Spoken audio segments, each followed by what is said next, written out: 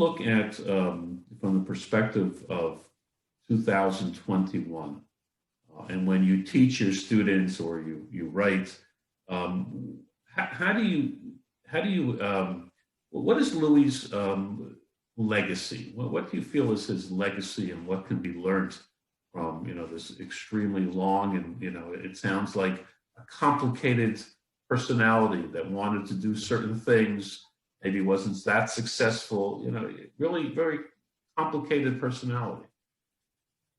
Well, I think there's two legacies, or two or three, that, it's a case of imperial overreach, like every other great power there's ever been, practically. He thought he was omnipotent in the 1680s. He tried to do too much, and he used horrific methods of bombardment. He bombarded Brussels, Heidelberg, Algiers, Genoa. Like other countries have used horrific war methods in the 20th and 21st century. And it didn't work. It turned world opinion against him. And he overtaxed his own power base, France. So it's then that England becomes richer and takes over as the leading world economic power and founds the Bank of England, partly with French Protestant refugees. I think the second thing is the importance of soft power. He really believed in the arts. France does become a center of European culture and the arts. Everybody wants to come and visit Versailles and the Louvre. He's already making the Louvre consciously a palace of the arts with exhibitions.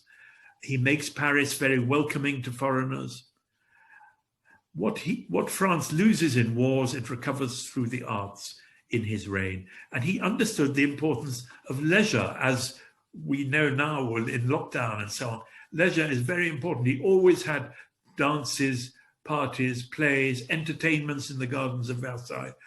And he's consciously encouraging people to spend on clothes because that'll be good for the French economy. All this is Louis XIV.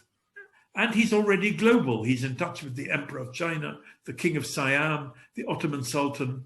Native Americans, a few are brought to visit him at Versailles. Some Africans are brought to Versailles.